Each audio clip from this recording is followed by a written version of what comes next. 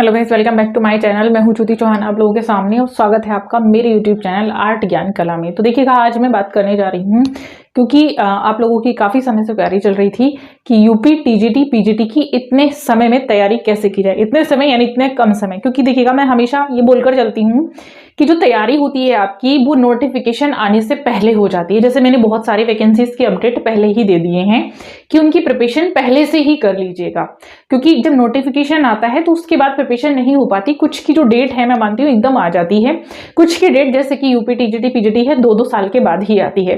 तो यहाँ पर सबसे पहले आज मैं बात करूंगी कि जो यूपी टीजीटी पीजीटी के लिए काफी बच्चे मुझसे क्वेरी करते थे कि मैम एक पैटर्न हमें बता दीजिएगा कि तैयारी करने का, क्योंकि सिलेबस बहुत ज्यादा है। सिलेबस में एक्सप्लोर करने के लिए बहुत सारी चीजें हैं यहाँ पर, तो उसको कैसे कवर किया जाए, क्योंकि अप्रैल आपका जो मई एग्जाम है तो मान के चलेंगे अप्रैल तक आप लोगों को टारगेट बना के रखना है, क्योंकि जो लास्ट इतने दिन का समय जब बचता है आपके पास 15 डेज का जो समय बचता है वो सारे सिलेबस को रिवाइज करने के लिए समय बचता है। तो उस पर देखिएगा, सबसे पहले मैं बता देती हूँ यहाँ पर उस चीज को मैं शुरू करने जा रही हूँ, क्योंकि मेरा जो कोर्सेज है ये है DSSB की टेस्ट सीरीज है जो कि नेगेटिव मार्किंग के साथ है, और ये मैं जस्ट अभी लॉन्च करने जा रही हूँ। शुरू हो जाएगा मेरा 15 फेब तक, तो आप लोग इसको ज्वाइन कर सकते हैं। अभी ये रीजनेबल प्राइस के साथ है, और इस पर जो आप देखेंगे वीकेंड पर इसमें कूपन भी मैं यहाँ पर लॉन्च करने वाली हूँ, तो कूपन लगाकर भी आप लोग कर सकते हैं। टाइम के साथ है, विद नेगेटिव मार्किंग है, कितने समय में आपको कितने क्वेश्चंस करने हैं उस हिसाब से मैंने यहाँ पर सारी चीजें मैनेज की हैं। तो आप लोग यहाँ से ज्वाइन कर सकते हैं एप्लीकेशन पे जाके। बाकी आप देख सकते हैं यहाँ से जो दूसरा कोर्स है वो आपको दिखाई देगा यूपी टीजीटी पीजीटी का, ठीक है। ये कोर्स है, यहाँ पर स्टार्टिंग में ही आप देख सकते हैं फर्स्ट यूपी टीजीटी पीजीटी का कोर्स शो करेगा, इसको भी आप लोग ले सकते हैं। अब बात आती है कि कैसे इतने समय में कम तैयारी में आप लोग कर सकते हैं, कैसे आपके पास जो इतना समय है उसमें आप प्रिपरेशन कर सकते हैं। तो देखिएगा, जैसे कि मैंने पहले भी कई बार आपको बताया हुआ है कि ये जो आप लोगों के पास मौका है ये बहुत अच्छा था, समय बहुत ज़्यादा था, और इसमें बहुत सारे स्टूडेंट जो हैं कंटिन्यूसली लगे हुए हैं। तब से जब से इसमें जो भर्ती आई थी तब से कंटिन्यूसली वो लगे हुए हैं, प्रिपरेशन पर लगे हुए हैं।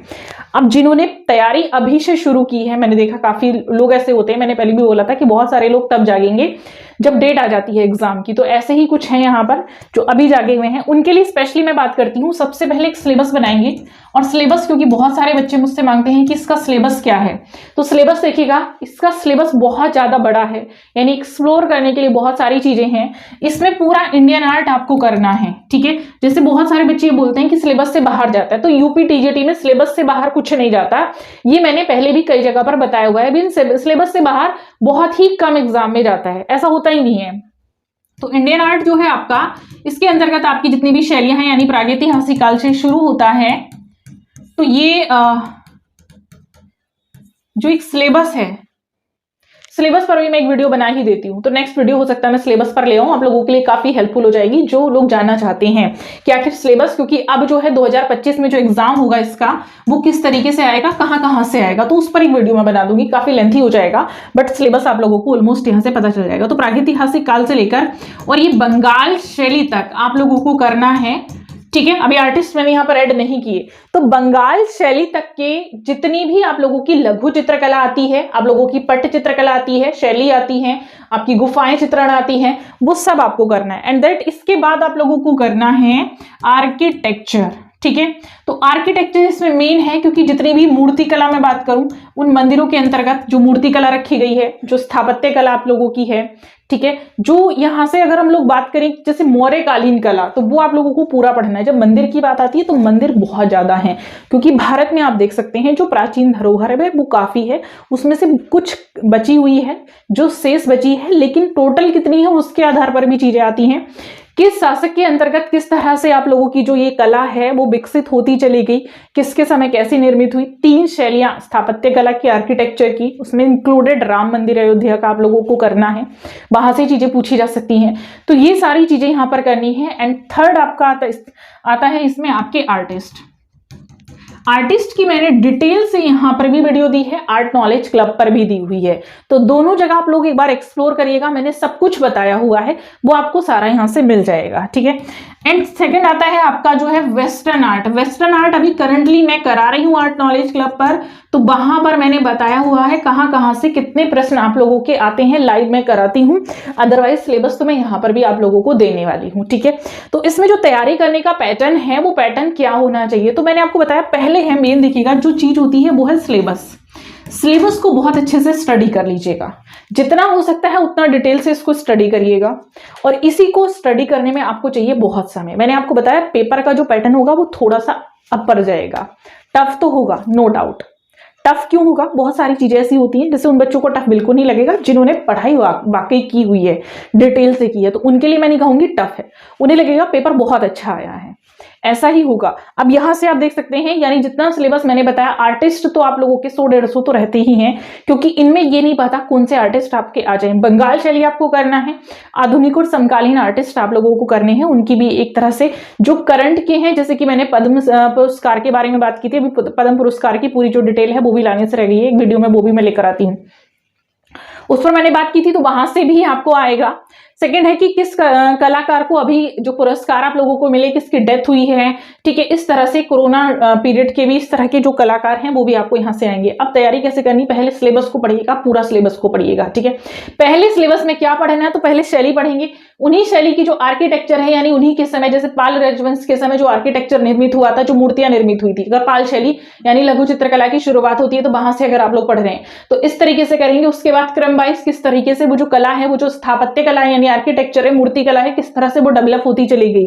गुप्त काल क्योंकि चरमोत्कर्ष काल है, तो उस तरह से चीजों को पढ़ना शुरू करेंगे, एंड करेंगे बिल्कुल लास्ट में आके, इंडो इस्लामिक आपका लास्ट में उसको कवर करिएगा, ठीक है। उसके बाद उनसे क्वेश्चंस करिएगा, साथ साथ हो सके तो साथ साथ क्वेश्चन करने की कोशिश कीजिएगा, चैप्टर वाइज, स्टार्टिंग में चैप्टर वाइज करिएगा, जो बिल्कुल अननोन है। बट अगर जिन्होंने पढ़ा हुआ है सब कुछ, तो उनको मैं एक सलाह दूंगी, वो लोग जो है इसको चैप्टर वाइज मत करिएगा, क्योंकि चैप्टर वाइज करने का समय बिल्कुल नहीं है। आप चैप्टर वाइज करेंगे, क्योंकि चैप्टर वाइज में बहुत सारी चीजें ऐसी होती हैं, आपको पता है जो टॉपिक चल रहा है, जो 4 ऑप्शन है उसमें से वही आंसर होगा, तो वहां पर क्योंकि आप लोगों को मिक्स आएगा और बहुत ज्यादा टफ लेवल का आएगा, तो कोशिश करिएगा मिक्स करके पढ़िएगा। जितने भी स्टेट में जो भी क्वेश्चन पेपर करंटली हो रहे हैं या हुए हैं पीछे के पेपर, उनको सॉल्व करिएगा, क्वेश्चन वहीं से आता है। ऐसा नहीं है कि यूपी का पेपर है तो सिर्फ यूपी से आएगा, ठीक। उत्तराखंड भी उठाइए, हिमाचल भी उठाइए, दिल्ली भी उठाइए, आपका राजस्थान भी उठाइए, बिहार भी उठाइए। बिहार में तो सिंपल सा पेपर है, बहुत ज्यादा टफ पेपर बिहार का भी नहीं आया, आपने देखा है। एमआरएस भी उठाइएगा, यूजीसी भी उठाइएगा, जितना भी क्वेश्चन पेपर मिलते हैं उन सबको उठा लीजिएगा, वहीं से आप लोगों का जो पेपर है वो आपको मिल जाएगा, यानी क्वेश्चंस आपको वहीं से मिल जाएंगे। कोशिश करिएगा कि बहुत ज्यादा डिटेल के चक्कर में जो जनरल सी चीजें हैं उनको मत भूलिएगा, उनको भी प्रिपेयर करना है। शुरुआत पूछते हैं कहां से करें बच्चे स्पेशली, तो शुरुआत वहां से करिएगा कि आखिर कला क्या है, कला की शुरुआत कहां से हुई, मूर्ति कला की शुरुआत कहां से हुई, स्थापत्य कला की शुरुआत कहां से हुई, तो कुछ स्टार्टिंग के पॉइंट। और जब शुरुआत होती है तो सेकंड क्वेश्चन ये बनता है इसका विकास कैसे हुआ, और इसका चरमोत्कर्ष कहां पर था, इसका पतन कहां पर था। इस तरह से आप करें, थोड़ा चीजों को लेकर पढ़ेंगे तो बहुत आसान रहेगा पढ़ना। एक चीज और मैं सलाह देना चाहूंगी, भले यूपी टीजीटी पीजीटी में अभी तक पेंटिंग्स आप लोगों की एग्जाम में नहीं आई हैं, यानी पिक्चर्स नहीं आई हैं देने के लिए, जैसे केबीएस और डीएसएसबी में आती हैं, लेकिन उनको पिक्चर्स के साथ पढ़िएगा, क्योंकि पिक्चर्स के साथ पढ़ने से आपके 2 एक्स्ट्रा या 2 से 4 मैं कहूंगी 4 क्वेश्चन भी एक्स्ट्रा आपके अपने आप से सॉल्व हो जाते हैं। क्योंकि जब आप किसी भी पेंटिंग को, किसी भी मूर्ति कला या किसी भी स्थापत्य कला को देखकर आप पढ़ रहे हैं तो वो इजी हो जाता है कि कहां पर है और इसका रंग ऐसे था, इसका स्ट्रक्चर ऐसा था, तो आप लोगों को वो स्ट्रक्चर से जितनी भी चीजें पूछी जाएंगी वो अपने आप ही सॉल्व हो जाती हैं। बहुत सारी चीजें हैं और मैं मानती हूँ देखकर चीजें जल्दी याद होती हैं, जितना आप रटने की कोशिश करेंगे। रटने की कोशिश बिल्कुल मत करिएगा, कोई ट्रिक मत यूज करिएगा। जितनी देर में आप ट्रिक यूज करेंगे इतनी देर में आप समझ के उसको अच्छे से पढ़ सकते हैं, जो पूरी लाइफ आप लोगों के लिए याद रहने वाला है, क्योंकि समझ के पढ़ना हमेशा कामयाब होता है, ट्रिक वाली चीजें कभी कामयाब नहीं होती। तो ट्रिक का इस्तेमाल बिल्कुल नहीं करेंगे, ये इतना मैं आप लोगों से कहूंगी अपने एक्सपीरियंस के आधार पर। सेकंड चीज मैं यहां पर बोलूंगी, बहुत सारे बच्चे एक मिस्टेक करते हैं, और वो मिस्टेक ये करते हैं कि पूरा सिलेबस पढ़ने के चक्कर में वो बहुत सारी चीजों को छोड़ देते हैं। तो पूरा सिलेबस पढ़ने के चक्कर में ऐसे मत करिएगा, एक अपना पर्टिकुलर टाइम बनाइएगा। सबसे पहले इंडियन आर्ट ही कवर करना है। इंडियन आर्ट ही आप लोगों का 95% है, ध्यान रखेंगे, इंक्लूडेड आर्टिस्ट। सबसे पहले तैयारी सीखी करिएगा, इसमें जितनी भी चीजें हैं उनको कोशिश करिएगा ज्यादा से ज्यादा समय दें। ये मत देखिएगा कि हमें 8 बजे से लेकर 10 बजे तक पढ़ना है, क्योंकि उस बीच आप घड़ी देखते रहेंगे।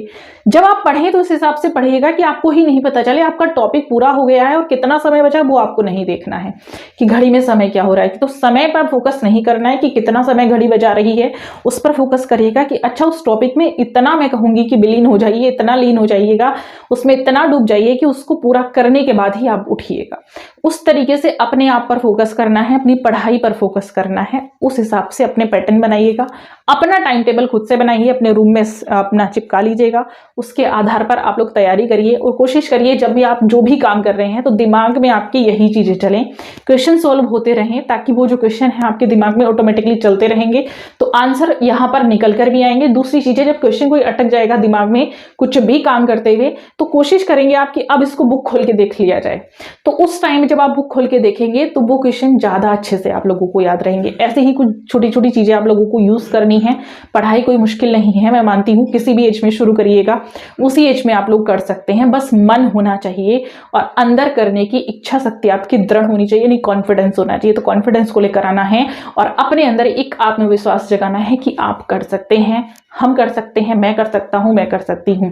तो सब कर सकते हैं, किसी भी एज में कर सकते हैं, ऐसा नहीं है इस एज में नहीं कर सकते। बहुत सारे बच्चे ये सोचते हैं हम छोटी सी जगह से हैं, हम नहीं कर सकते। तो आज के समय में मैं मानती हूं कि ना छोटी जगह मैटर करती है ना ही एज मैटर करती है, क्योंकि छोटी जगह में भी मोबाइल फोन सबके पास है और इसमें गूगल सबके पास है, यूट्यूब सबके पास है। तो ये सारी चीजें जब आप लोगों के पास हैं तो आप लोगों को कोई टेंशन नहीं होनी चाहिए, क्योंकि इनमें हर चीज अवेलेबल है। बहुत सारे बच्चे जानते हैं जब करने की इच्छा होती है ना, लगन होती है, तो आप कैसे भी सेल्फ स्टडी भी करके पढ़ सकते हैं। मैं कभी ये नहीं कहती कि आपको सिर्फ और सिर्फ कोचिंग ज्वाइन करना चाहिए, मैं कभी नहीं बोलती, क्योंकि मैं मानती हूं कि जो आप खुद से पढ़ रहे हैं वो सबसे अच्छा है। क्योंकि दूसरा, कोचिंग में आप लोगों को पकी पकाई खिचड़ी मिल रही है, ठीक है, नोट्स वगैरह मिल रहे हैं, हालांकि मैं खुद भी कोचिंग देती हूँ, बट मैं इस चीज को कभी प्रेफर नहीं करती कि मस्ट है कोचिंग लेना। आप अगर सेल्फ स्टडी कर रहे हैं तो वो ज्यादा बेटर आइडिया है। सेल्फ स्टडी में बस थोड़ा सा समय लगता है, क्योंकि आप खुद से उन चीजों को खोजना शुरू करते हैं जो टॉपिक आपको नहीं मिल रहे, कब क्यों कहां कैसे, जब क्वेश्चंस आप लोगों के दिमाग में आते हैं तो उनको खोजने के लिए आपको एक्सप्लोर करना पड़ता है, तो समय लगता है। अगर समय है तो सेल्फ स्टडी करिएगा, और अगर आप लोगों के पास पहले से मटेरियल तैयार है तो भी सेल्फ स्टडी करिएगा। लेकिन अगर आपको पता है कि हम इतना एक्सप्लोर नहीं कर सकते, इतना एक्टिव नहीं है, तो सीधा कोचिंग ज्वाइन करिएगा, तभी मैं बोलती हूँ। और उसमें जो मैटर आप लोगों को दिया जा रहा है, ज्यादा इधर उधर मत भागिएगा कि आपने वहां भी ज्वाइन किया, यहाँ भी ज्वाइन किया, यहाँ से भी पढ़ लूँ, वहां से भी पढ़ लूँ। टॉपिक हर जगह वही है, सब वही पढ़ाते हैं। कोशिश करिएगा उस कॉन्टेंट को अच्छे से आप लोग पढ़ें, अच्छे से स्टडी करेंगे, समझ के पढ़ेंगे। उनमें से जितने ज्यादा क्वेश्चन हो सकते हैं उतने ज्यादा क्वेश्चन को जब आप लोग निकालेंगे तो डेफिनेटली आप लोगों का एग्जाम जो है वो क्लियर हो जाएगा। तो इन्हीं को छोटी छोटी मोटिवेशन, छोटी छोटी चीजों के साथ आप लोग अपने आप को हमेशा एक्टिव रखिएगा। खाने पीने का ध्यान रखिएगा, नींद भी प्रॉपर लीजिएगा, बट ओवर मत लीजिएगा, ठीक है। तो इसी के साथ मैं वीडियो समाप्त कर रही हूँ। प्लीज लाइक शेयर सब्सक्राइब जरूर कर दीजिएगा। नेक्स्ट वीडियो में थोड़ा सा करंट की जो स्टडी है वो हम लोग करेंगे, ठीक है। Thank you so much.